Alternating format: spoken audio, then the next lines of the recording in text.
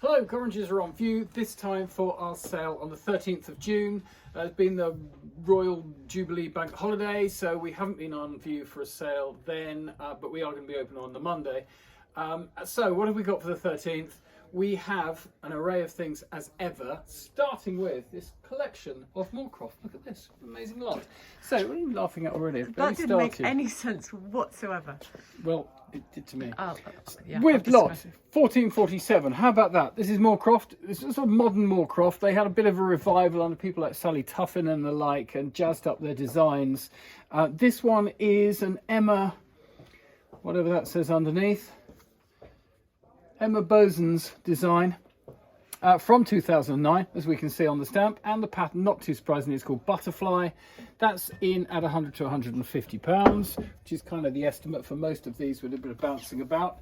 So sort of pay your money and take your choice. This is 1443. It's not called Puffins, it's called Lindisfarne, just to catch you out, from 2012. And all of these were issued in limited edition runs to keep the desirability up. That one's a bit unusual, isn't it? A bit sort of German WMFE, slot 1464. It's a 2018 design, limited edition again, 150 pound estimate. So all sorts running down here. This is Blue Poppies, lot 1457, sort of harks back to some of the Moorcroft McIntyre patterns of old. That's 2013, a bit bigger, comes with its original box, showing there, estimate 150 to 200, and all sorts of shapes and sizes running down. So if Moorcroft's your thing, then we've certainly got it for you if it's modern Moorcroft. Otherwise, what else have I got to show you today? Well, beer pumps, pistols, but on the counter, a couple of bits I picked out for you that I thought a bit different. Try and find something different rather than show you the same things every time. So how about this lot 1820? Do we know what that is? Well, of course we do. We're supposed to anyway. We don't always, but in this case we do. This is a pap boat. It's a silver pap boat, so it's for feeding baby. Nicely hallmarked here for 1757. So it's George II, which is nice, a little bit older, with a monogram there that may or may not be contemporary, probably a little bit later. And okay, it's not the most useful of things, but it's a nice little bit of collectible silver, curiosity. Estimate 120, 180. Next to it, in this rummage lot, this caught my eye, and I thought, what's that doing in with all these other bits? But for whatever reason it is.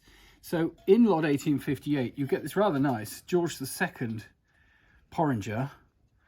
And I like this. I think it's a great thing. Look, it's got initials and a 1749 date, which looks like it is contemporary to it, because the date of the piece, where are the hallmarks showing there, the date is 1748. So another George II piece, and it's lurking within this lot of, well, what do we get? We get a sort of circa 1800 cream jug. That's where you expect to find the marks. Are they period? Yes, they are. So that's the George III cream jug.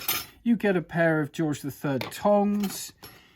You get a christening knife and spoon set, some rather lightweight tinny little salts, a salt sifter ladle, a shoehorn, and a silver butter dish. So there we go, what a lot, all there for you. But I think that's very much the star piece. It could have stood on its own and the rest could have stood on their own, but there we go, these things happen. Lot 1858, estimate 150, 250. I think you're looking nearer 300 to 500. Another bit of silver. Another bit of silver is like 1868. Struck me as a bit of a curiosity. You think, cool, that's quite a big silver clock. And it certainly is. And interestingly, this is German silver.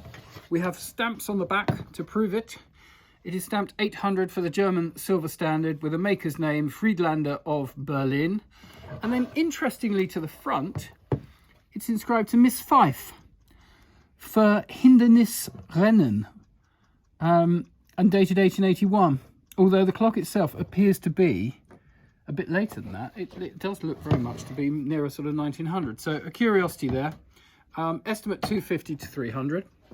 So there's a few bits of silver to have a think about. Then, you know, always looking for something different. What is that? I don't know. What is that? I don't know. I had to look it up on Gorringes to see what it was. And it is a pre-Islamic Western Iranian harness bell in bronze. It's got a label inside that says bronze harness bell, 9th to 7th century BC, from the Robert Clough collection. And there are some balls inside it, sort of to give us that bell effect, I guess. So you don't lose your animal. Yeah, for something that is William Whelan's ticket in it from a while ago. Dealer in coins and medals of all countries, it says. So yeah, there's a curiosity. You can't get too many of those, surely, and no one, you know, impress your friends and relatives with the obscurity of that. So there we go. That's from round behind the counter. What else have I seen that I'd like to show you? I like this. Could have been in the fine sale, but vendor wants it sold a bit quicker. So this is lot 1348. So we recognise these Jaeger LeCoultre. A mystery clock insofar as the way it operates, although no real mystery to be honest. In this nice Japanesery sort of design, they had the Dunhill lighters on the roadshow recently. They were bigging one up because it wasn't aquarium, it was something a bit different. It had insects or something. Anyway, this is the Jaeger one in very nice condition. Its estimate is £600 to £800, which is the money, but it's worth it. It's a good thing. It's quite a good collectible, that. What else is a good collectible? How about 1665 Brian Pierce? Usually rather bright, very colourful watercolours and oils. This is a print, an etching from 2001. Estimate is, I think we said there, £200 to £300. So it's sort of getting in at the entry level for Brian Pierce. But all lovely, clean condition. Something a bit older, but equally curious. Lot 1381. This is a Royal Doulton part dinner service. Part meaning is only part of it here. The other part of it is not here. But there's quite a bit of it actually. You've got 6 plates of in 3 different sizes, so 18 plates in total, with a jug and sugar bowl and cover, I guess. Why is it interesting? Well, who designed this? No less than Frank Brangwyn. RA, it says. So, Brangwyn designed. Makes it interesting, makes it collectible. So most Doulton services of that era forget it. Because that's Brangwyn, there's going to be some desirability there. We have a more butterfly. Whiskey. Sorry? More whiskey. Oh, the whiskey keeps her flowing. Yes, the whiskey keeps her flowing. The lady apparently bought it in bulk whenever she got the opportunity. And she didn't get the opportunity to drink it, so there's still more of this grouse, and you'll keep seeing this whiskey go through for a number of weeks, I'm told. Here's a curiosity. Look, 1659. Villiers Barnet, the name very clearly signed there, dated 1902, oil on card. But you look up Villiers Barnet, and there's very little to be discovered about him. He's somewhat obscure. There is a trace of a record for him, but not much else. That's 1659, but nicely painted, £200 to £300 estimate. Not going mad. Carrying on, we walk past a lovely mixed lot of glass. Look at that, lot 1414. Yeah. I suppose because they're not all the great big whoppers, it's not the most sought after, but look, we've got some decanters with engraved labels, brandy and Hollands, of course Hollands being gin. We have another pair of decanters behind it that very much fit in a decanter box. We've got these glass rinsers, set of 4 of those, and then a whole mixture of other glasses that, look at that, great fun, isn't it? Lovely, really nice. So you just have to be imaginative in what you're going to drink from them. And you know, stick something a bit stronger in the little ones, or just use them more regularly. I don't know. So there we go, that's a nice lot of glass. Coming around the corner, we see more art. Look at that, that's different, isn't it? 1686. A 2-legged cat. What's that all about? It is called... What is it called? Something face here. Off my face, it appears to be. Gosh. Inscribed. Very strange. And dated 1965. So, there we are. There's an oddity for you. Lot 1686. Don't think we've put lots of money on that one, funnily enough. Where we have picked out some, oh, these are nice, these are really nice. 1685, I like these. This is John Farley, and these are wood engravings or wood cuts. This one, hemlock, get the angle right, hemlock and yew trees, 2 in the lot together, nice honest condition, signed. This one dated 1928. I think the estimate's around about 150, 200. but don't be surprised if they make a bit more. These woodcuts and that era are becoming very collectible at the moment. You'll see lots of people sort of coming into the market and competing for them. Here's something else that's rather fun. For Louis, from the same vendor, Louis Wayne, dog in spectacles, I think, drawing.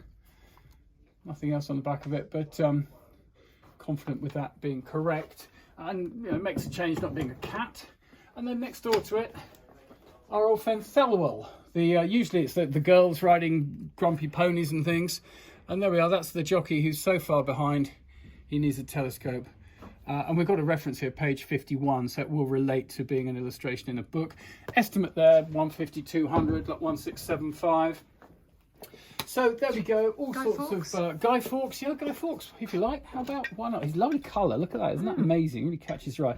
So most Doulton figures, no joy at all. Let's move that and put it around the back. That looks nicer, doesn't it? It does. Funny that, we should train our staff more. So it's Doulton, HN98, that's a low issue number. And sometimes with these, you've got an impressed date. You can actually see the year it was produced. This one doesn't appear to, but it's Guy Fawkes. He's more desirable than some of the later figures, so I think we've got an estimate on him of £200 to £300. And actually, there's a bit of character and quality about that from those 1920s, 30s figures before they became quite so mass-produced. So all sorts of other goodies in the sale for you. Do come along and have a look. Otherwise, we look forward to your bidding away like crazy on the 13th of June. Have a good Jubilee weekend, and we'll see you on the return. Thank you.